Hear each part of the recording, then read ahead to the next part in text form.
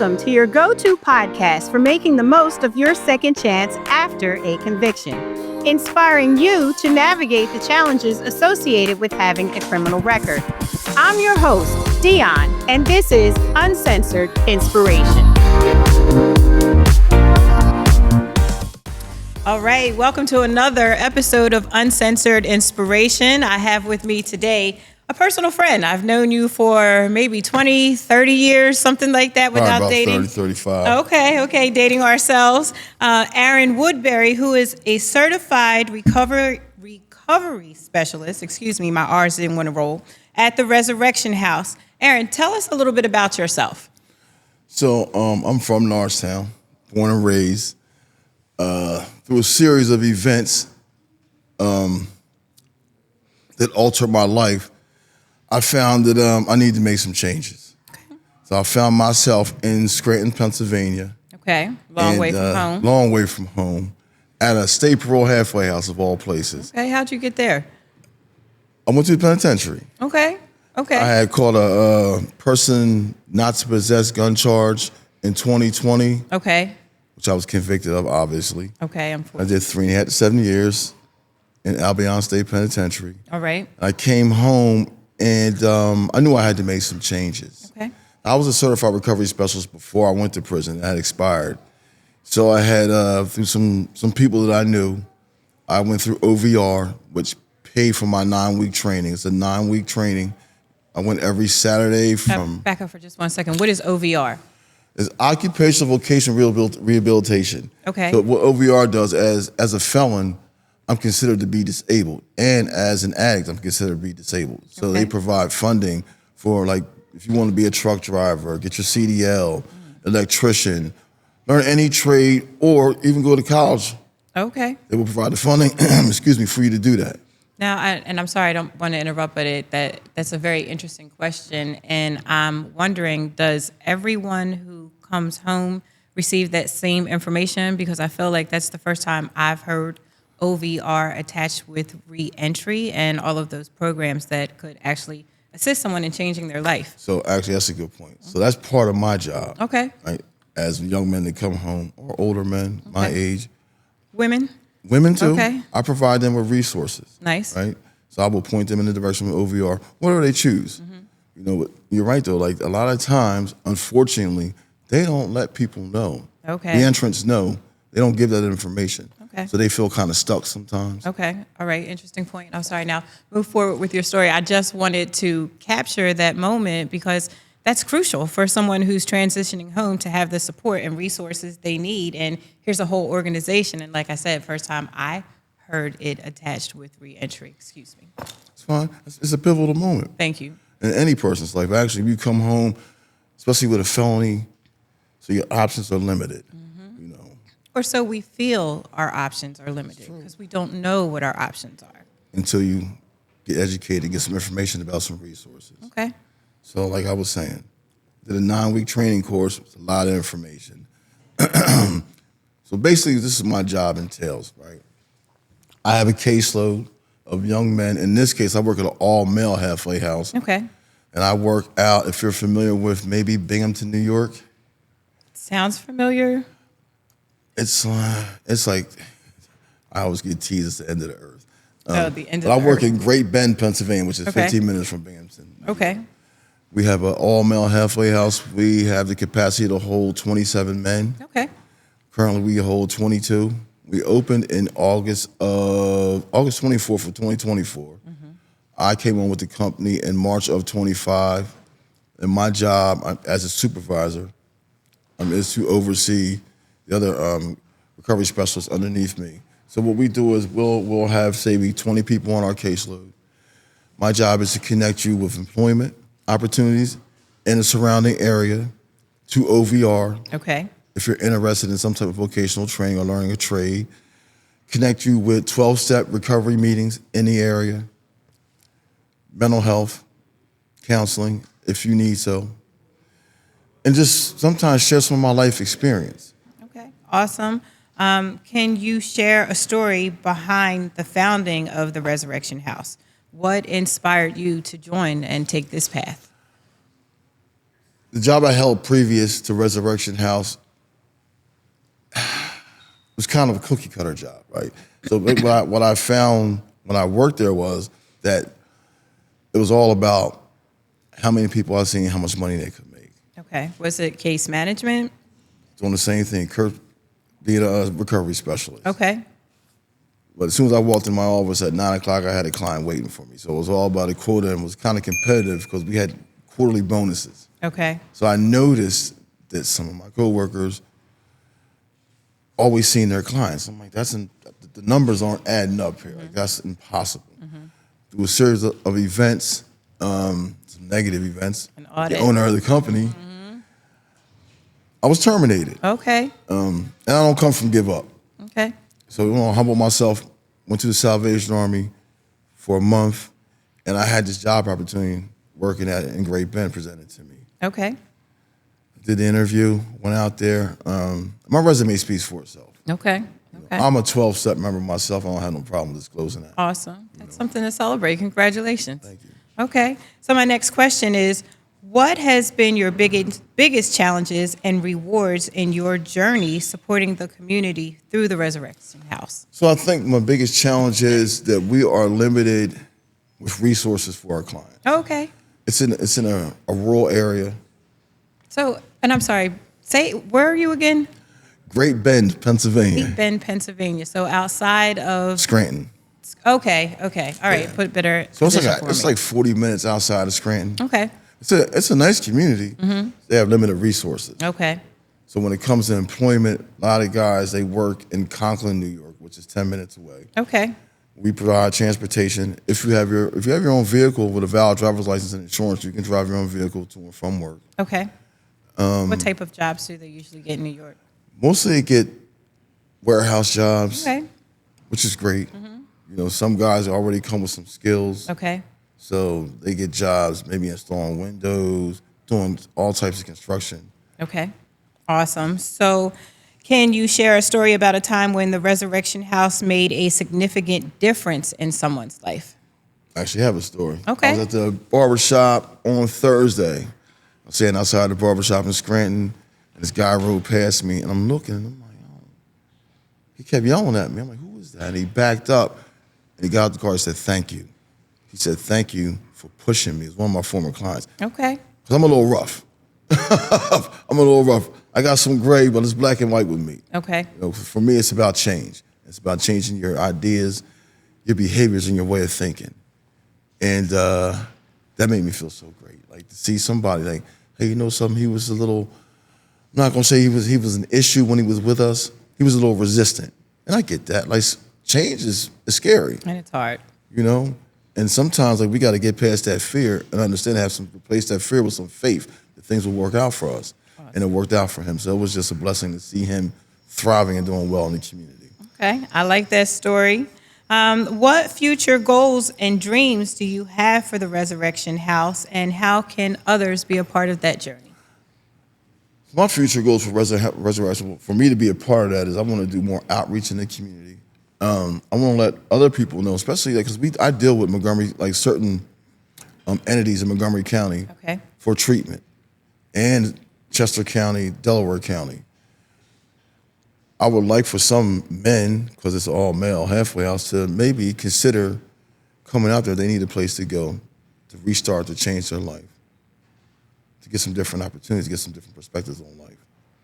So a quick question there. So you're saying that men in Chester County and Montgomery County who are about to transition home have the opportunity to come to the Resurrection House? Yes, they do. I want you to say that again, because that's a blessing in disguise. We don't know where the end of the earth is, but here's an opportunity to come and be resurrected at the Resurrection House. So tell us again where we are.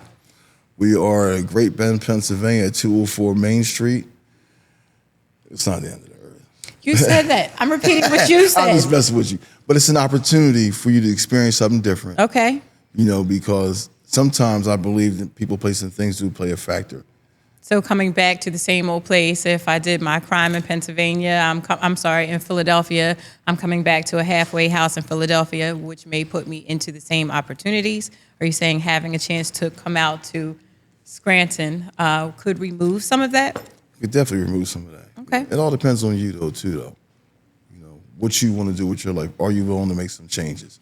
I always say, like, don't revisit the scene of the crime. Okay. You know? So also, how would they get in contact with you as we're re-entering? How do we find you? So they can go to our Facebook page, Resurrection House. Okay. They can also contact me. How do they get in touch with you? They can contact me through email at awoodbury@resurrectionhouserecovery.org. We'll make sure we have your information available. Does the Resurrection House have any events happening soon? Any ways to support you monetarily? Not coming up at the moment. Okay. Could you tell us the importance of having houses like this for people to come to? Well, the importance of having a halfway house in your community, especially for reentrants coming home from county jail, state prison, or coming home from a treatment center. Because some of our guys are homeless. They don't have any place to go. Some of us have been estranged from our families because we've done some things, you know what I mean? We needed to be separated from our families. And you need some time to reintegrate back into society. A lot of guys come home and they don't want to crawl. They don't want to walk. They want to run. Okay. You know, a lot of our guys, they think job first. And so I work more on the treatment side of things. My thing with my guys is I want you to get established in the 12-step community. I want you to get a sponsor, which is a person who will take you through the 12 steps and the 12 traditions of whatever 12-step program you choose to go to. Get a home group, which basically is a place for you to come, get in service in your community, maybe take a coffee commitment, speaking commitment, or just come and help set up chairs. Okay. Ultimately, to integrate yourself back into society so that you don't rush and make, oh, well, this is not working for me. Because a lot of guys come home and the first time they hear no, they either get frustrated, or well, I can go back and do this and make more money because I don't want to work for that amount of money. You know, let them see that, hey, man, listen, there's light at the end of the tunnel. Sometimes you just got to just hold true and believe, you know, that God has a plan for you. You have to work through the process. So speaking of the process, how long typically does it take for someone to go through this? Our program is for 90 days to 6 months, basically. So what you'll come in is you'll have a 2-week blackout period. You're allowed to have your cell phone. You'll be in contact with your family. And that's to get you just acclimated with the house rules. We have, they're required to do 5 hours of clinical hours. So what I do is I have groups. I hold groups at 9:30 in the morning, 11:30 in the morning. And what are we doing during these clinical hours? We're learning about staying clean. Okay. Staying clean and sober. Okay. Learning how to manage stress without wanting to pick up a substance or wanting to act out. Because sometimes everybody thinks it's always about the substance, and it's not. Sometimes it's about, I want to get outside of myself, whether that be gambling, chasing women, or committing crimes. So how do you work them through that process? What I do is I share a little bit of my lived experience with being in my active addiction. Okay. You know, I let them know, hey, listen, I was that guy. A lot of my I nevers came true. You know, I was that guy who would see people going to soup kitchens in Norristown, right? Then I found myself in that soup kitchen line. Okay. You know, and I had to start taking a look at myself like, wow, like, it's about being honest with yourself too. Okay. Okay, like, my life is not the best right now. What can I do? What steps can I take to get better? And it's a process, like you said. It's one day at a time. Sometimes it's second by second, minute by minute. Sometimes we want to do things, we just need to sit still in the moment and keep on the path that God wants us to keep traveling. So what are one of the techniques you would give to someone who's going through a crisis moment? So they're home, they're back into the house, and they're suffering from maybe anxiety. You know, I want to gamble. What is a tool that you use to help that person redirect that energy? For them to use a tool basically to set up a sober network. Okay. You know, get some people or some just positive people in your area. Maybe get involved in a church in your area. You know, call somebody up who can maybe stay with you in that moment, talk you through that moment, or take a walk. You know, there are plenty of ways to alleviate stress. You can go to the gym, you can take a walk. You know, breathing techniques, which I thought was corny at first, but box breathing actually does work. In my current position, we use breathing techniques all the time. The next question I was going to ask is, what happens if a person finds that they need additional support? They've come through the 6 months. We're out here working. Things seem to be going well, but I'm still suffering. I'm still having moments where I need the house. So what we'll do is this. So what we'll do is we'll see if they've been compliant, if they've been showing up for in-house groups for their clinical hours, or they're making 3 outside meetings a week at the 12-step program of their choice. Are they currently employed? What's their attitude like? And then we'll go to their insurance company and say, hey, listen, this person needs some additional time. Maybe their housing isn't so, because we also assist with housing too. Okay. I will connect them with housing resources in the area, and we work in tandem with Treehab, which is located in Montrose, Pennsylvania, and they pay their first month's rent. As long as they can cover their rent once they get the assistance, then they will receive the benefits of that. What if a person has a family that also needs to be included in this process? If it's a man and he's married and now that he's out and they have a child, are you able to assist with getting that family back together and helping them relocate as a unit? I can connect them with resources that will ultimately help them achieve that goal. Okay. And then you talked about the education piece. Outside of becoming a truck driver or a forklift driver, what other educational opportunities, and I'm only speaking of what I know that I see people come home and do. They're driving a truck, they're using the forklift. What other opportunities are available? Some of my guys work in hospitals. Okay. As technicians, depending on what's on your criminal background, what maybe you can get some things expunged, or sometimes it's just as simple as going and talking to an interviewer and, hey, being honest and upfront, being transparent. Like, this is what I used to do. This is where I'm at in life now. Is it possible? Can you give me a chance? And believe it or not, that works. Absolutely does. What advice would you give to a person right now who's struggling and trying to figure this out? For anybody who's struggling right now, I would suggest that you reach out for help.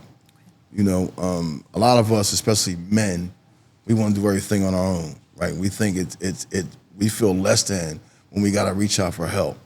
It's okay. Like, we all need help at some point in time. Absolutely.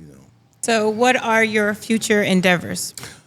My future endeavors personally, what I would like to do is, I got 3 of them actually. Okay. One is to be a motivational speaker, share Okay. some of my lived experience in active addiction, in recovery, the struggles that we go through as individuals, men and women. Okay.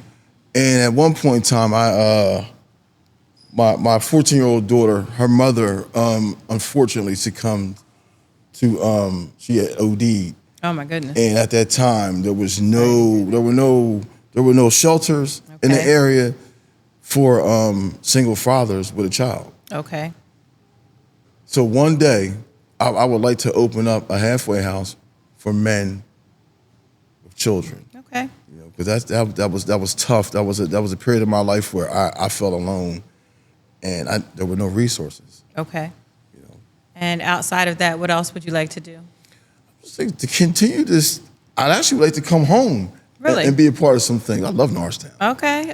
What would you like to do here in Norristown? Just get involved in some community events. Maybe reach out to the youth. Okay. And because I get it. Some of us come from single parent homes. Mm-hmm. And what I found from my experience, right, that a lot of young men raised by single mothers. This is no knock on single mothers. Are emotional. Mm-hmm. They have no emotional regulation, right? Just to let them know that, hey, man, like, it's okay to hurt. It's okay to need some help. It's okay to cry. Mm-hmm. You know what I mean? Sometimes think first before you make a decision. Okay. That's key. It is. When we run off emotions don't last long. Feelings aren't facts. And sometimes when you make decisions out of emotion, the consequences are long lasting. Oh, yeah. It's hard to regulate. And I'm sorry, when you said that, my mind just went 1,000 different places because it's unfortunate. It is unfortunate because you only see one part of the energy, and that's the female energy. You don't get to see the male energy, so it's hard to process, especially, in my opinion, in my household. What I see, it's hard to sometimes process and separate the emotional creatures that women are from a man's role. So if you don't see that, the only thing you can do is what you've seen. Yeah, you emulate what you see. Okay. So, and I'm sorry, you were saying you love Norristown. I do too. Shout out 19401.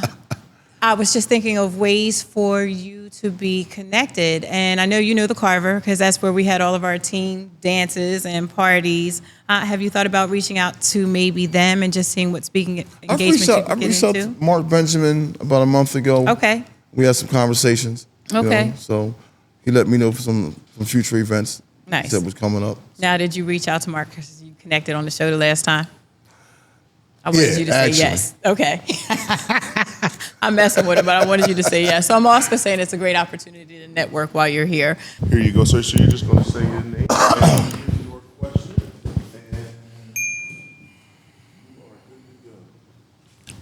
Yes, my name's Adrian Abney. First, let me just say, Mr. Woodbury, you are an inspiration. I've known you since I was 11 years old, and just to see how you changed your life is unbelievable. You are a light at the beginning of the tunnel and at the end of the tunnel and all through the tunnel, man. I say that with all inspiration. I had to come see you just to let you know what you're doing. My challenge is I just think your story is so impactful and have such effect at a grassroots level, but we don't hear your story. So when Ralph Mitchell told me you were here, I wanted to come and talk to you. So anything we could do to get your story out, to make it more mainstream in terms of, I know the internet's powerful, but what can we do as a community to partner up with you to get your story out would be my question. You can reach out to me. You can. I'll give you my contact information, and I'll be more than willing to share my story, share my experiences, and I want to be involved. You know what I mean? I want to be involved in helping change some young men and women's lives, man. And let them know that, like, listen, like, sometimes things are tough, man, but we can get through them. It's good seeing you. Any other questions from the audience? Kimberly Allman. Okay. I heard you talk about O.V.R. and going to college. I went to George W. Hill Prison and then for a year, and then Norristown State Hospital going on 3 years. I'm in the transition period where I'm going to be going to a CRR. I would like to return to college. I have my bachelor's degree, but I want to get my graduate degree. How do I hook up with O.V.R. so they can assist me with paying for college? Well, if I were you, I would talk to. You have a case manager? No. There's a social worker there. Okay, well, reach out to your social worker and ask her to help you get connected with O.V.R. She should have the resources to get you connected with O.V.R. Okay, I'll do that. Thank you very much. You're welcome. Thank you for the question. Aaron, I apologize. It's fine. I didn't have enough questions. I feel like there are so many other things I could say, but again, my brain's just a little scrambled at this moment. This never happens. Be all right. All right, so I need my bam, bam, bam, bam. All right, on the count of three. You ready? I'm ready. 1, 2, 3. Bam, bam, bam, bam. Thank you. This has been another live taping of Uncensored Inspiration. Thank you.